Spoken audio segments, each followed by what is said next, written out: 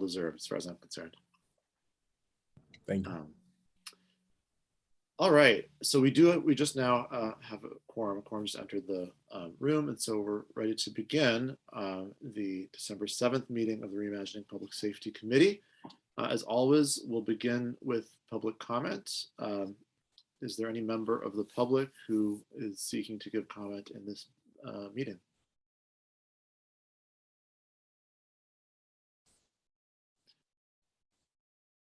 Seeing none, the next item is the approval of the minutes from the November 9th meeting. Is there a motion to approve the minutes from the November 9th meeting? Move approval of the November 9th meeting minutes. Is there a second? Second. Councilmember Reid moves approval of the November 9th minutes. Councilmember Patrick Keenan-Devlin. Yeah, you live in the 9th ward. We're not going to tell Cicely that happened. Patrick Keenan-Devlin seconds. Is there any discussion? Seeing none, all in favor say aye. Aye. Aye. Aye. All opposed say nay. The ayes have it and the minutes are approved. Next is the report out from working groups. And frankly, and then we're going to talk about this more at the end of the agenda, which I think we might have some time for this. Two of the working groups, I just had a text from Andy Papachristos that he's not feeling well and is unable to join us. Two of the working groups, both the one that Andy chairs, the critical one, more critical than ever perhaps, on violence prevention, as well as the one that I chair on data and traffic. Obviously, both have given have had recommendations approved by this committee. Both of those recommendations are in kind of in the throes of implementation work, and I think each of those committees feels like they have plenty more work to do, but I actually know that neither one of them has been able to meet since those recommendations were approved. In the case of the data working group, I can say that it's because we do have some next steps that we're interested in carrying out. And some of that relies on contact from third parties that we've been unable to get in touch with. But I think it's probably fair to say that there's maybe, in light of having approved a set of recommendations that still leave plenty of implementation work ahead of us, I think there may be a little bit less of a sense of urgency to leapfrog that implementation and move on to the next step while there's still so much implementation work in front of us. So in any case, my understanding based on Andy's text is that neither working group has any update to share. Does anyone else from the violence prevention working group have any other take to share on that issue?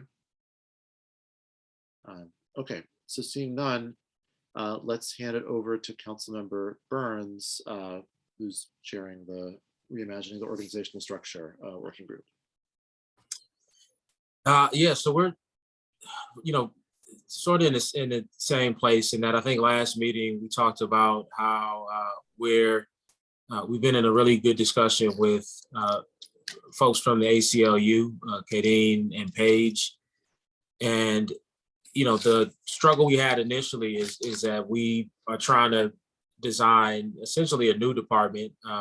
But, our task is to, if we were to build a new department or a new way of approaching our public safety goals, how will we do it? And I think the challenge initially was that there's really no other place doing that work, or we thought there was no other place doing that work. And Kadeen Bennett from the ACLU, who I believe she's the Advocacy and Intergovernmental Affairs Director for ACLU of Illinois, has been really helpful to this committee overall, but also to some of the working groups. She hopped in during one of our meetings and she was like, hey, just so you know, there's a city in Minnesota that has embarked on this work and has passed a resolution. And since then, we have been learning about their work and seeing if it's something that we'd like to explore and model. And if so, partner with them on their journey to to see this through. So Kadeen and Paige were kind enough to put together all these documents. We have a budget memo that includes funding priorities and suggested budget for this new department. And I should also say this new department, the main difference is it would oversee the police and fire department. So there's this new department, oversees police and fire department, and the head of the department would be a public health professional as opposed to a law enforcement professional. And then there would be two new departments, one being a traffic enforcement department, as well as a community response, I believe they call it, department, which functionally would operate similarly to what we, I think, call emergency response or something like that effect, but basically a division that would respond to well-being checks and other mental health concerns and maybe other domestic related calls. So this is what they're working on right now. They've given us all the material, again, the budget estimate breakdown, resources on alternative public safety infrastructure, the resolution that Brooklyn Center, Minnesota passed. They provided us information on just community oversight. There's a memo that they provided on the topic. They have given us a chart kind of outlining the structure of the new public safety department, a real high-level overview and timeline that outlines the process that they use to develop and pass and implement the resolution. They explain the structure of the implementation committee, some graphics that explains the resolution. So just a whole wealth of information to help us understand what they're doing, so we can see if we'd like to adopt it as a model. And certainly we would, we would make adjustments to fit it to our needs here in Evanston. So that's where we're at now. We have some homework. We're going to read through this material between our last meeting and the next, and hopefully come back to the next meeting and talk about whether or not we'd like to go down a similar path. Thank you, Councilmember. Questions for Councilmember Burns? Councilmember Burns, was this information given to you via presentation, or are these documents you might be able to share? I would love to be able to dig into them. Absolutely. Yeah, I'll share them with you for sure. Thank you so much. Great. Thank you. Other questions for Councilmember Burns?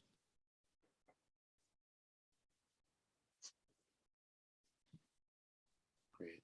I'll Thank just you. say it's a really great presentation from Brooklyn Center, and it seems like a group that we want to work with, and a model that is worth our attention.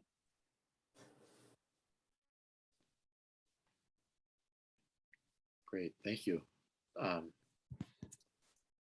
Thank you. Any last reactions or questions about this before we move on?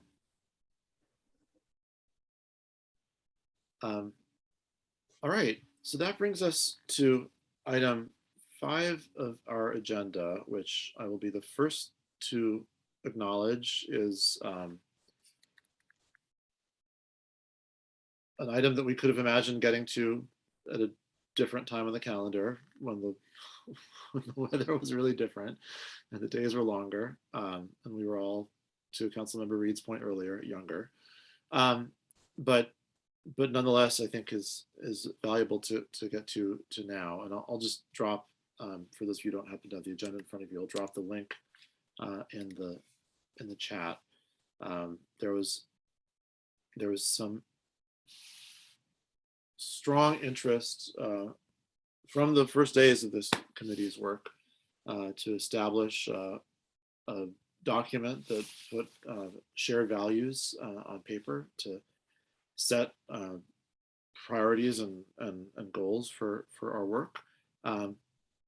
Several people put together an initial draft, which was circulated. And then at one of the committee meetings, we made a determination to kind of share that and ask folks to drop potential changes into the draft. So you'll see both Patrick and Andy made various suggestions.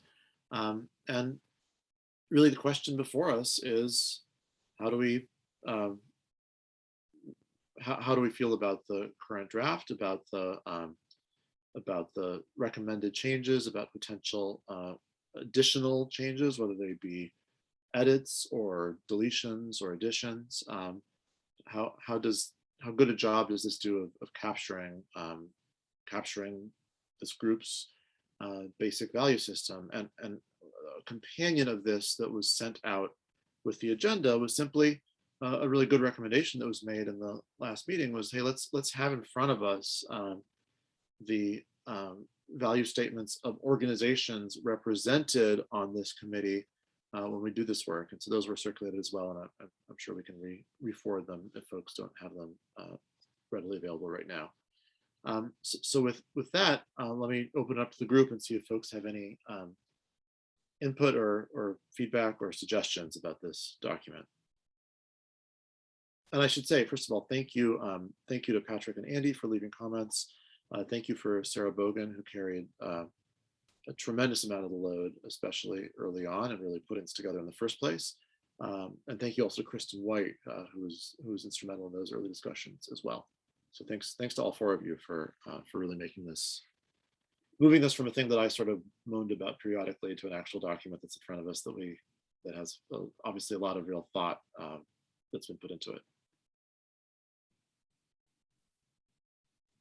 I'll chime in and just say I'm embarrassed looking at the document, how many times you see my ugly face all over the screen. I apologize for that. But I will say that, and my staff can attest to this, I'm a very heavy-handed editor, but I only become very heavy-handed when the document is phenomenal up front. And so I just want to say for the record that I thought the initial draft was really, really strong. And my God, is Sarah Bogan an incredible writer. I've now read the document, I think, three times or so, and I think I've incorporated my recommendations. But I think it's a really beautiful statement. And I often say in meetings, both internal and external, statements are great. Words matter. I'm a lawyer, right? Words matter. But I just now pray that we live up to the values that we've articulated. But I think it's a really strong statement.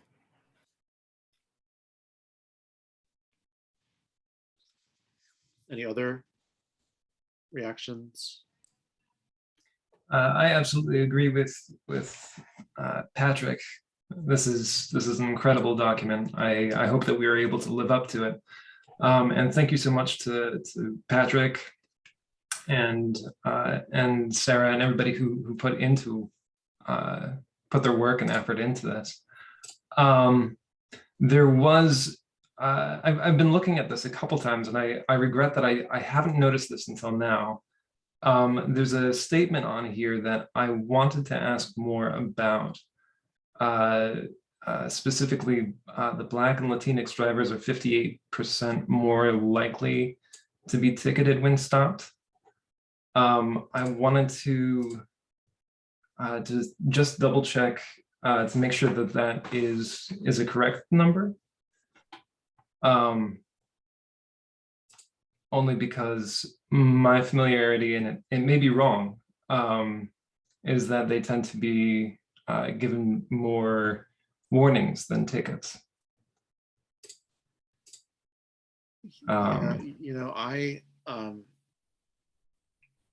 you may regret not noticing it until now. I can certainly raise your level of regret by saying I don't remember the process by which that was put in there, and so I think it's important for certainly any document that we ratify to be correct. And so I'll make a note to loop back with Sarah and Kristen to make sure that I understand the documentation of that statistic. Okay. Cool. Yeah, thank you. I mean, otherwise, I think this document is absolutely amazing, and I firmly support it. I actually really appreciate that too, Sean.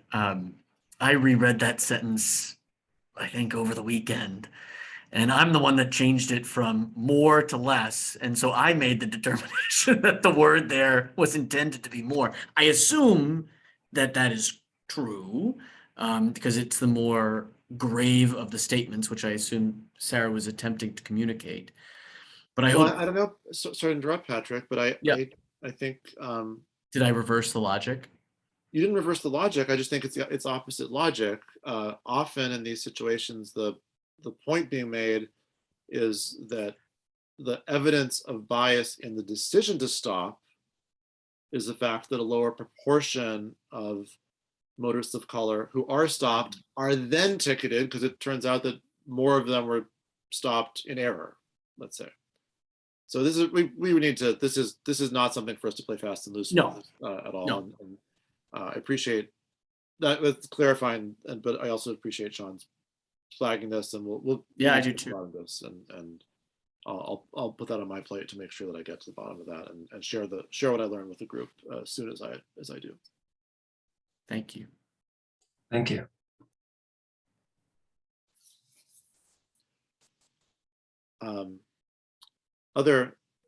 Other input on this or reactions to this?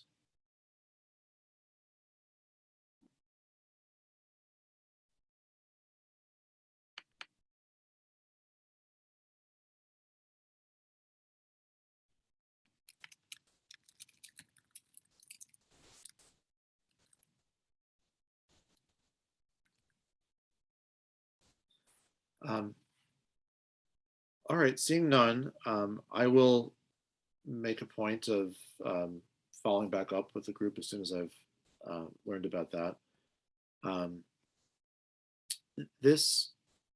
Sorry, I'm doing my usual thing of too many tabs, too many browsers, and too many to-do lists. But yes, that actually was the last item on our agenda, which definitely breaks some kind of record, perhaps even by a factor of 2. So I want to make the following suggestion. There's 3 working groups. 2 are, I would say, splitting their efforts between kind of policy development and implementation with an emphasis on implementation, and they're at the very, very beginning stages of what may be lengthy and difficult implementation challenges that I think, and this may turn out to be wrong, of course, but I think there's a decent likelihood that will involve less regular check-ins with this group. And then the other group, which is the group chaired by Councilmember Burns, is very much in the throes of policy work. But I think it's a little unfair to them to assume that this body will meet every 2 weeks, and every 2 weeks the main content of that meeting will be hearing back from Councilmember Burns' group and kind of working through what they've come up with. I think that's just an unrealistic expectation of how much we want they would expect to get done. So my proposal is that we essentially, I don't know how to put it, the meetings of the full group will occur as needed, that we continue to hold the same slot so that when it's time for a meeting, we know when it is. It's the 4 o'clock on a Tuesday afternoon, every other Tuesday, but that we don't hold them as a matter of course, simply because they're on our calendar. We hold them, and this is not something that I'll give 48 hours notice for. It's something I'll give, let's say a week's notice for, to make sure people have time to plan around it. But we hold them when there is content that requires our action, or there's information that comes before us that requires more of a discussion than something that could just be sent in a single email. Because I don't think we're done. I don't think it's time for us to just disband. But I also don't think that the rhythm that we're in now makes it really make sense for us to be meeting every 2 weeks. And I don't feel like it's respectful of everyone's time for us to just meet every 2 weeks for the sake of maintaining the habit. So anyway, that's to put it, I think, in 10 seconds instead of 2 minutes. My proposal is that we essentially meet as needed at the same time that we've currently been meeting, but only when a meeting is called because it's prompted by either a request by a member of the committee to discuss a specific issue, or else a request from one of the working groups to discuss something that was worked out at the working group level. Is there any kind of concern or pushback about that path forward? No concern. I support it. No concern. Okay. All right, so obviously that's something that should be memorialized in writing, and also there's a few folks who aren't here, so I'll put that in an email that I'll send out later today, so everyone is aware. But I just, with that, especially given that there's only one more meeting this month and it's 4 days before Christmas, so it probably would have been canceled anyways. I think this is our last meeting of the year, and I just want to say a really, really heartfelt thank you. This has been a long process. It's been a ton of meetings. It's been a lot of work. It's been a lot of time devoted by all of you. And I think that I think it's fair to say that there were some times that you might have looked at the process and been like, are we going to be able to get somewhere? And yet, we have 3 working groups. 2 have made recommendations that have been adopted by this committee that I think are really meaningful and really will make a difference in this community. And the other one is in the middle of working through ambitious, bold, far-reaching things. And so I think the work that you all have done here is really, really significant. It's a testimony not only to the just raw number of hours that y'all have put in, but also to the knowledge and the passion and the dedication. And it's a huge gift to our community. So I just want to say a giant thank you to everybody, to the committee members, to staff, to members of the public, to our partners at EPD who have, devoted a ton of time online and offline to all of this work. It means a great deal, and thank you very much. And with that, it looks like we have someone who was, I think, intending to give public comment, but maybe didn't get called on, for which I apologize. Doreen Price. Hi, sorry I didn't get sooner there for earlier comment and missing what you had to say, but I'm encouraged that the group will continue. And the methods of communication, may I suggest, in terms of the public that didn't quite catch on to what you were doing, I think it would be better to keep people like little monthly newsletter in terms of where you are as a group. That would be good because there'll be always something going on and you'll be responding to or having initiatives, and then possibly a heads up, or people can sign on to be informed by email like you do for the group, and just call it, resident participation. People don't have to show up, but if they sign on, or you can do like for city council, but where somebody can be connected to a process, and the process has been kind of difficult to follow from a user standpoint. And then with regard to grassroots, if you really want to continue in that direction, this hiatus in terms of time, not in terms of productivity for sure, but it would be really useful to start looking at citizen comments right now in terms of getting ready for the next big push, which usually occurs, as we all know, in the middle of emergencies and things. So it would be sort of nice to start like converting into a more bottoms up and sending out signals to the rest of the organization that this is a good way to proceed in general. That's it. Thank you. Sorry, I was muted there. Thank you very much, Ms. Price. And on that note, with a very uncharacteristic for Daniel gift of a half hour back to everybody. Thanks once again to everyone for your dedication and your hard work and the progress that you're making for the city. And seeing no other business to come before the Reimagining Public Safety Committee, the December 7th meeting stands adjourned. Have a great evening, everybody. Thank you. Thank you. Thank you. Like, yeah. Thank you.